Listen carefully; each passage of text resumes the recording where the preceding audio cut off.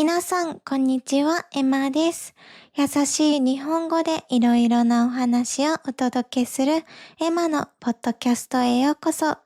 皆さん、今日もいかがお過ごしですか？私は今日もすごく元気に過ごしているんですけど、皆さんも元気に楽しく過ごしていらっしゃいますかね？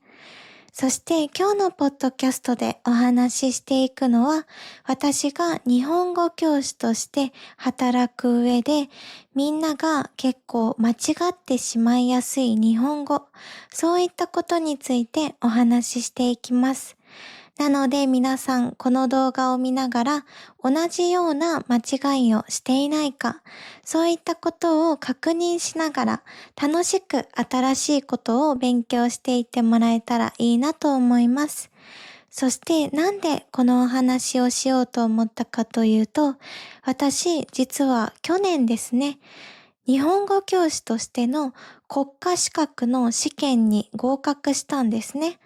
なので、一応今、プロの日本語教師として働いているんですけど、その試験勉強をするときによくある間違い、そういったことについても勉強したんですね。よくある発音の間違いだったり、よくあるフレーズの間違いだったり、助詞の間違いだったり、そういったことについても勉強しました。なので皆さんの役に立てるかなと思って、こういった動画を撮ろうかなと思ったので、よかったら皆さん最後まで聞いていってもらえたら嬉しいです。では早速始めていきましょう。では早速お話ししていくんですけれども、まず皆さんにこの動画を見るにあたって一番大切なこと、そういったことについてお話ししていきます。それは何かというと、間違えることは全く悪いことじゃありません。なので、この動画を見て、今まで間違ってしまってたなとか、そういった風に落ち込んでしまう必要はありません。なので、あんまりネガティブな感情にならずに、悩まずに、今日は新しいことを勉強できると思って楽しく聞いていってくださいね。間違えることによって新しいことを覚えることができるので、間違えることっていうのは本当に大切なことです。では早速本題に入っていくんですけれども、まず一つ目にご紹介していくのが母語からの翻訳です。母語からの翻訳。これは間違えてしまう理由ですね。母語っていうのは皆さんの国で話されている言葉です。例えば、英語だったり、イタリア語、フランス語、韓国語、中国語、皆さんの母語があると思います。そしてその母語からそのまま日本語に翻訳してしまう。これが一番大きなミスの理由なんですね。どういうことかというと、皆さんに一つ問題を出しますね。私みたいな10代から20代、30代くらいの人って若い人たちですよね。若い人たち。じゃあ、80代、90代、100歳の人はどういった人たちですか？今、きっとたくさんの人が古い人って答えたと思います。実際に私が日本語を教えている生徒さんもみんな結構ほとんどの方が古い人という表現をするんですね。これはなぜかというと、英語で若い人たちの反対は old ですよね。old。だからこのまま日本語に翻訳してしまうと古いという意味になってしまうんですね。実際に日本語にも古いという言葉はあるんですけど、古いという言葉は人に使えません。例えば、古い人だったり、そういう生きている人たち、動物にも使うことができません。古い犬、古い猫、10歳、15歳の犬とか猫に対して、古い猫、古い犬という言い方はできないんですね。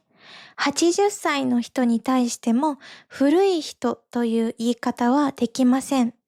じゃあどういうふうに表現をするのかということなんですけど、これはお年寄りの方というのが一番適切な、一番正しい表現です。私的にね、お年寄りの方とか、高齢者の方とか、そういった言い方が正しいんですね。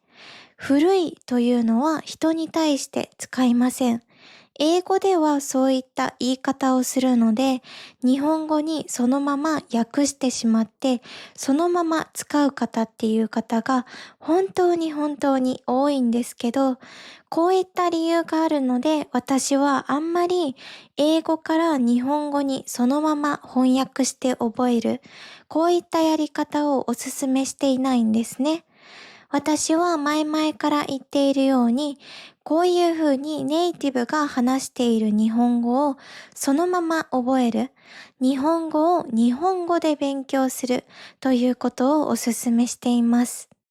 このやり方をおすすめしている理由が今お話しした古いというお話ですね。古いという単語。なので今日から皆さん新しいことを勉強できたと思うので、これからは古い人という表現をせずにお年寄りの方とか高齢者の方、そういった言い方をしてみてくださいね。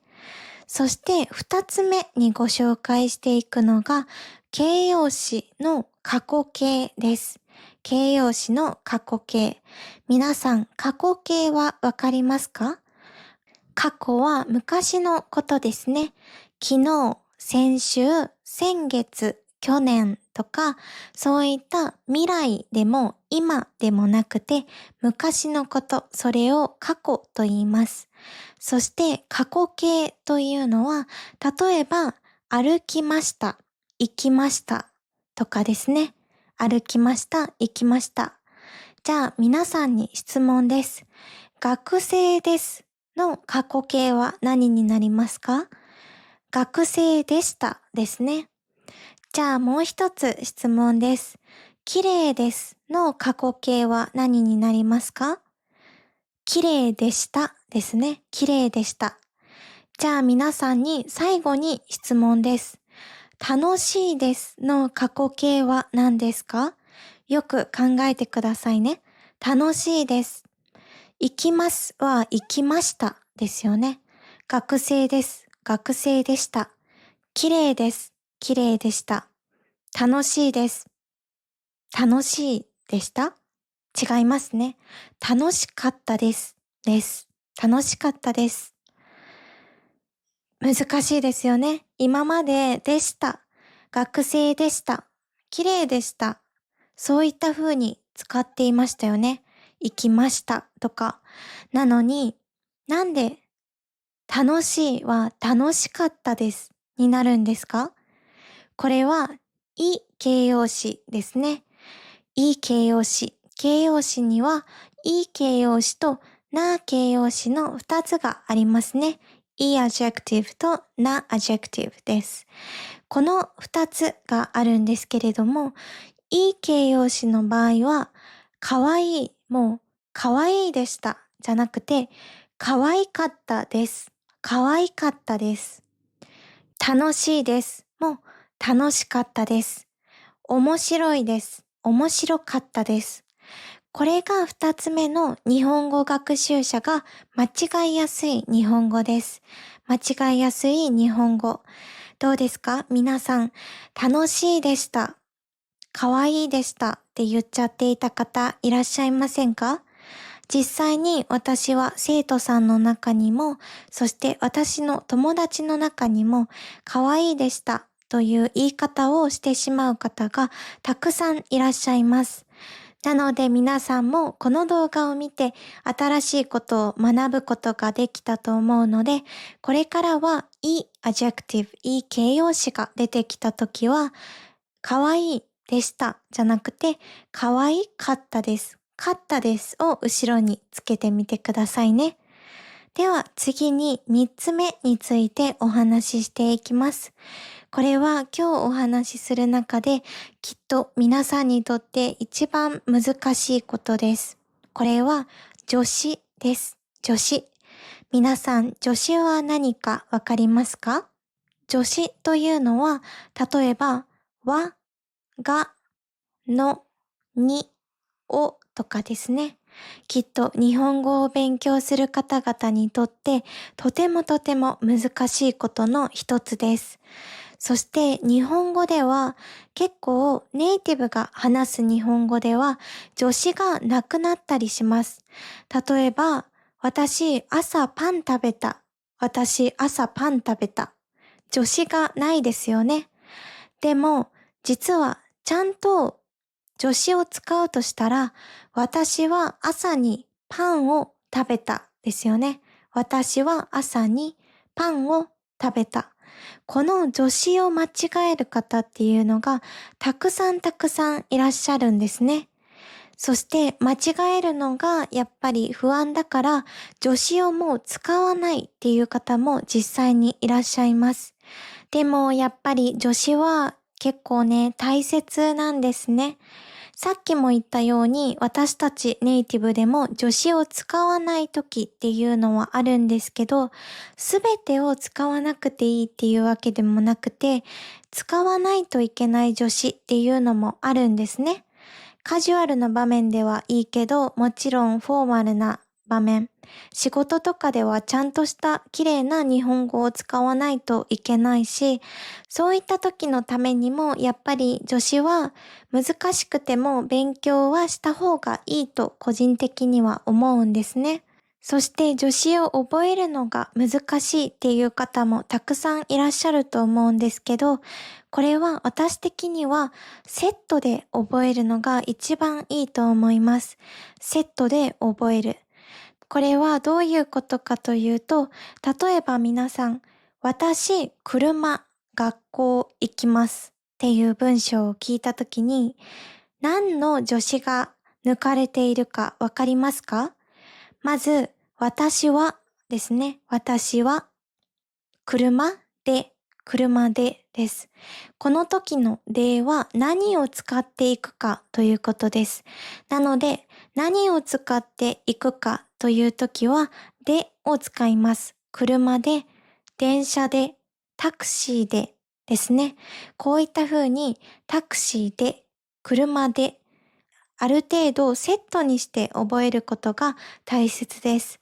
そしてその次、学校行きます。学校に行きますですね。学校に行きます。これは、に行きますのセットで覚えてください。学校に行きます。図書館に行きます。病院に行きます。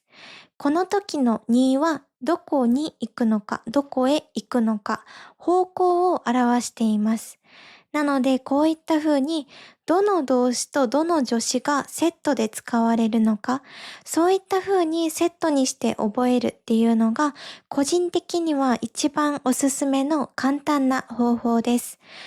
やっぱり助詞を使わないっていうのは正直一番簡単です。実際に私たちもカジュアルな場面だと使わないことが多いんですね。でも、助詞を抜く、助詞を使わないっていうことは、ある程度、助詞、この時に助詞は何を使うっていうのは分かった上でなくしてほしいんですね。それは全然 OK だと思います。アニメとか漫画とかドラマとか私のポッドキャストを聞いていても思う通り、やっぱり助詞っていうのはない時もあります。助詞が使われない時もたくさんあるので、そういった風に話したい人、ネイティブのように話したい方は、ある程度助詞を理解した上で、そして使わないという感じでしていってもらえたら嬉しいなと思います。では今日はこんな感じで私が思うみんなが日本語を勉強しているみんなが間違いやすいもの、そういったことについて大きく3つに分けてご紹介してきました。では皆さん、今日の動画いかがでしたか？楽しんでいただけていたら嬉しいです。そして今日新しいこともたくさん勉強できたと思うので、これからの皆さんの日本語学習に役立てていってくれたら嬉しいなと思います。もし質問があったら何でもコメントで送ってくださいね。では皆さん、今日の動画もいいなと思ってくれた方は、高評価、コメント、そしてチャンネル登録もよろしくお願いいたします。では皆さん、今日もここまで聞いてくれて本当にありがとうございました。ではまた次回のポッドキャストでお会いしましょう。いい一日をお過ごしください。じゃあね。そういえば今日は大人っぽい髪型とメイクと大人っぽい服を着てみたんですけど、どうですか？